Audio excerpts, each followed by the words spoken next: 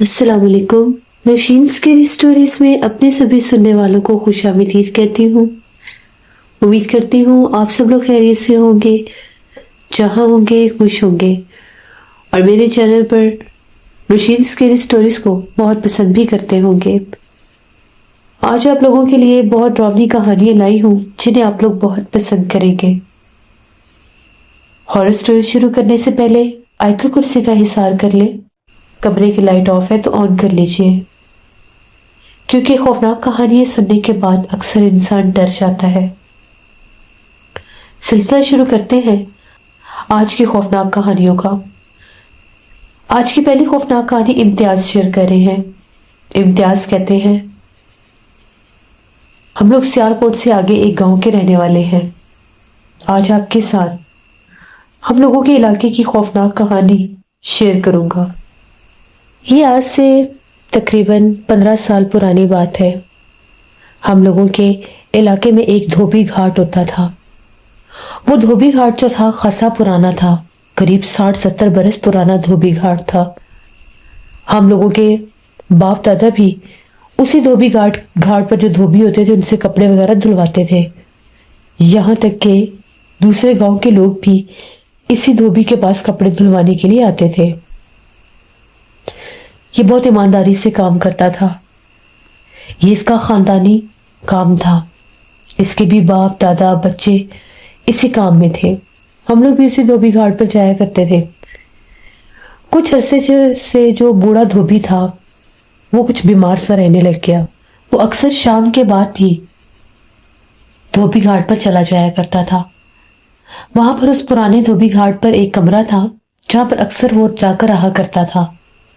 उसके बेटे उसके घर वाले उसे बहुत समझाते थे कि उस धोबी घाट पर मत जाया करो। एक तो वो बिल्कुल वीराने में है, दूसरा उसके आसपास बिल्कुल बहुत ज्यादा वीरान घने दरख्त हैं और वो दरख्त भी ऐसे हैं जो आसेब ज़दा हैं, जिनके बारे में बहुत से किस्से कहानियां मशहूर हैं। लेकिन वो धोबी किसी की बात मानता ही नहीं था। वो रात को भी वहां पर चला जाया करता था।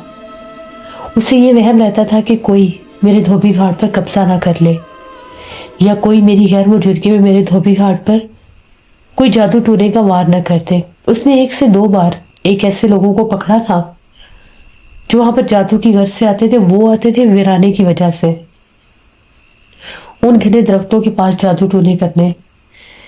ये जो धोबी था इसको ये वहम होता था कि मेरे धोबी घाट पर जादू करने आते हैं। उसी सिलसिले में ये वहां पर चला जाता था। कुछ लोगों के वहां पर अमलियात की वजह से वो जगह आसेब ज़दा तो हो ही चुकी थी, लेकिन ये धोबी मानता नहीं था। इसी तरह से कुछ अरसा जब ये वहां पर जाकर रात रहने लगा, उसके बाद ये बहुत ज्यादा बीमार हो गया। ये इतना बीमार हो गया कि इसका ज़हनी तवाज़ुन भी पलट गया। ये बैठ के रात रात भर चीखें मारता था, रोता था, अपने बाल नोचता था और सबको बताता था कि वहां पर मैं उस आदमी से मिला हूं। वो वहीं पर रहता है एक दरख्त के ऊपर। वो मेरे धोबी घाट पर भी आता है, मुझे आवाजें देता है। सबको लगा कि ये वहम कर करके इसका ये हाल हो गया। उन लोगों ने कोशिश भी की कि उसका इलाज करवाएं, किसी साहिब इल्म के पास लेकर जाएं, लेकिन वो जाता नहीं था। अक्सर रात को घर से गायब हो जाता था। इसी हालात में उसके जो बेटे थे कभी धोबी घाट पर जाते थे, कभी काम करते थे, हर वक्त उसके पीछे बेचारे लेके रहते थे। बहुत से लोग उनसे लड़ पड़ते थे, खफा हो जाते थे कि आप लोग काम टाइम पर नहीं करते। वो कहते थे कि हमें अपने बाप की सेहत से बढ़कर तो कुछ नहीं है, उसकी जिंदगी से बढ़कर वो बीमार है, हम कैसे काम करें। वो कभी हमें कहीं बेहोश पड़ा मिलता है, कभी कहीं बेहोश पड़ा मिलता है। इन्हीं चक्रों में वो जो धोबी था उसकी उसी धोबी घाट के ऊपर पुरसरार मौत हो गई। एक दिन वो वहां पर मुर्दा पाया गया। उसके बाद वो जो धोबी घाट था वो आसेब ज़दा हो गया। उस धोबी के मरने के बाद जब भी इस धोबी घाट के ऊपर उसके बेटे जाते, काम शाम करने की कोशिश करते, उन्हें वहां पर कोई आवाजें देता और वो दिखाई ना देता। उस जो उनका बाप था, उस धोबी के मरने के बाद कुछ अरसा वो जगह बहुत ज्यादा वीरान रही। वहां पर कोई जाता आता ही नहीं था। लोग कहते थे कि जब भी वहां पर जाते हैं ऐसा महसूस होता है कि वहां पर कोई आदमी होता है, उसका बहुत लंबा कद है और जिस्म भी खासा भारी भरकम है। वो धोबी घाट के आसपास खड़ा नजर आता है और कोई दूर भी हो तो वो उसको पुकारने लग जाता है। डर के मारे धोबी घाट के पास से लोग हटने लग गए। लोग सिर्फ उस वक्त ही जाते थे जब वहां पर उसके बेटे होते थे या कोई काम होता था। जब उसके बेटों ने ये देखा कि ये तो मसला खराब हो रहा है, लोग हमारे धोबी घाट से डर रहे हैं, यहाँ तक कि आना जाना भी छोड़ रहे हैं, उन लोगों ने भी ये कोशिश की कि हम लोग वहां पर किसी साहिब इल्म को लेकर आते हैं। वो किसी साहिब इल्म को लेकर आए। साहिब इल्म ने जब वहां पर आया, पढ़ाई की, उनका ये कहना था कि ये जगह आज सेब सदा हो चुकी है। यहाँ पर जिस आदमी की मौत हुई है, जो तुम लोगों का बाप था, उसको इन्हीं जिन्नात ने मारा है। ये सारे हिस्से जो है आगे दरख्तों के, ये आज सेब सदा है। यहाँ पर बहुत ज्यादा जिन्नात है और यहाँ पर वाज़ेह तौर पर इस धोबी घाट के इस कमरे में जहां पर उसने उस धोबी को मारा है, वहां पर अभी भी एक जिन का बसेरा है और वो एक सरकश जिन है जिसको निकालना या यहां से हटाना नामुमकिन है। ना तो इस जिन को यहां से कोई हटा सकता है और ना ही कोई निकाल सकता है। और अगर किसी ने ऐसी कोशिश भी की, वो जिन उसको भी जानी नुकसान दे देगा। मैं जाकर भी यहां से उस मखलूक को नहीं निकाल सकता, ना ही तुम लोग कोशिश करना। हाँ, तुम लोग ऐसा करो कि दिन के वक्त यहाँ पर काम करो और रात का अंधेरा छाते साथ यहाँ से निकल जाओ। अब वो जो धोबी के बेटे थे वो बड़े परेशान हो गए कि अब हम लोग क्या करें। वो बेचारे दिन के वक्त वहां पर काम करते, जो ही रात होती, शाम होने से पहले वो धोबी घाट को बंद करके चले जाते। इसी तरह से एक दफा मगरिब के बाद का टाइम था, सर्दियां थी। अब पूरे इलाके में, पूरे गांव में ये बात मशहूर हो गई थी कि शाम के वक्त धोबी घाट की तरफ नहीं जाना, वहां पर जिन्नात का बसेरा है। वो जो धोबी के बेटे थे, उनके घर पर 2 आदमी आए। उन लोगों ने काफी ज्यादा कपड़े उठाए हुए थे और उनका ये कहना था कि हम बड़ी दूर से आए हैं, मौसम खराब था इसलिए हम लोग लेट पहुंचे हैं, हम लोगों को ये कपड़े तैयार करवाने हैं, ये कपड़े हमारे तुम लोग तैयार कर दो। उन लड़कों ने कहा कि ठीक है, आप हमें दे जाए, हम सुबह जाकर धोबी घाट पर ये सारे कपड़े जो हैं इनको धो देंगे और आप लोग 3 दिन के बाद आकर ले जाना। वो जिद करने लगे कि नहीं, तुम लोग अभी धोबी घाट पर चलो, हम लोगों ने ये कपड़े वहीं पर रखने हैं, हम लोग तुम्हारे घर में ये कपड़े नहीं रख सकते। वो लड़कों ने कहा कि जब हम आपको कह रहे हैं कि हम लोग धो देंगे, हम इस टाइम धोबी घाट पर नहीं जाते, तो आप क्यों जिद कर रहे हैं। उनका ये कहना था कि हम लोग बाकायदा साथ सवारी लेकर आए हैं कि हम अपनी निगरानी में धोबी घाट पर कपड़े पहुंचाएं, तुम हमारे साथ चलो। उन लोगों ने उनको बहुत ज्यादा मजबूर किया, उनकी मिन्नत समाजत भी की। वो 2 भाई थे, मजबूर हो गए, उन्होंने कहा ठीक है। वो उस तांगे पर बैठकर, गाड़ी पर सवारी पर बैठकर उनके साथ उस धोबी घाट की तरफ चले गए। वहां पर जब पहुंचे तो वो जो आदमी थे, इतने इतने भारी कपड़ों के बंडल उन्होंने सर पर उठाए हुए थे और ऐसे चल रहे थे जैसे उन्होंने कोई सर पर चीज उठाई ही नहीं। धोबी घाट पर ले जाकर और लोगों ने वो रख दिए और उनसे कहने लगे कि ये कपड़े हम कल लेने आएंगे इसी टाइम पर। उन लड़कों ने कहा कि कपड़े तो बहुत ज्यादा है, हम तो इतने ज्यादा कपड़े एक दिन में नहीं धो सकते, हमने 3 दिन का टाइम दिया, 3 दिन में हम लोग आपके कपड़े धो देंगे, तो आप इनको ले जाना। वो कहते हैं कि जैसे हम लोग वहां से वापस आने लगे, हमें धोबी घाट से खौफनाक आवाजें सुनाई देने लगी। ऐसे लगा वो आदमी जो है वो बहुत ज्यादा गुस्से में चिल्लाने लग गए और जैसे चीखों पुकार करने लगे। हम लोग तो बहुत ज्यादा डर गए। जैसे हमने पलट कर देखा तो वो 2 की बजाय 10 आदमी बन गए। उन सबकी शक्लें भी एक जैसी थी, उन सबके हुलिये भी एक जैसे थे और वो इतने भयानक थे, इतने भयानक थे जिसका कोई हिसाब ही नहीं। ये लड़के जो थे दोनों, ये चीखे मारते हुए भागे गांव की आबादी की तरफ कि हमें कोई बचा ले।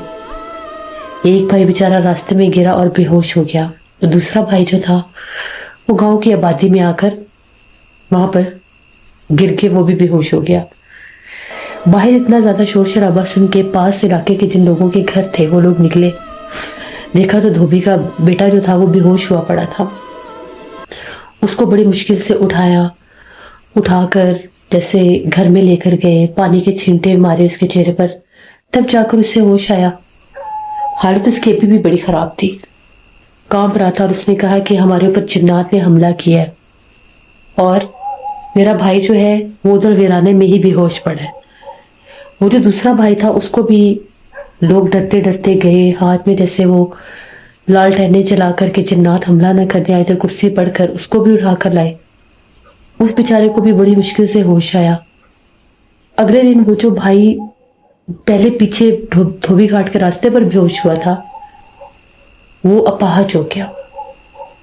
उसकी रीढ़ की हड्डी पर ऐसी चोट लगी या जिन्नात ने उसे ऐसा धक्का दिया, वो बेचारा अपाहज हो गया हमेशा के लिए। वो चल फिर ही नहीं सकता था। हर तरह का इलाज करवाने की कोशिश की गई लेकिन वो ठीक नहीं हुआ। 3 साल के बाद उसकी डेथ हो गई। उसे जिन्नात बहुत ज्यादा तंग करते थे। फिर जो एक भाई था उसने कपड़े धोने बंद कर दिए। उसने कहा कि मैं कभी भी उस धोबी घाट की तरफ जाऊंगा ही नहीं। जो उनका भाई अपाहज हुआ था उसे ये ख्वाब आया कि वो जिन्नात नाराज हो गए थे कि तुम लोग यहाँ पर किसी आमिल को लेकर क्यों आए हो, हमें यहाँ से निकालने के लिए। तो वो जिन्नात का पूरा कबीला था जो 2 लोगों के रूप में आया और उनको वो जान से मारना चाहते थे।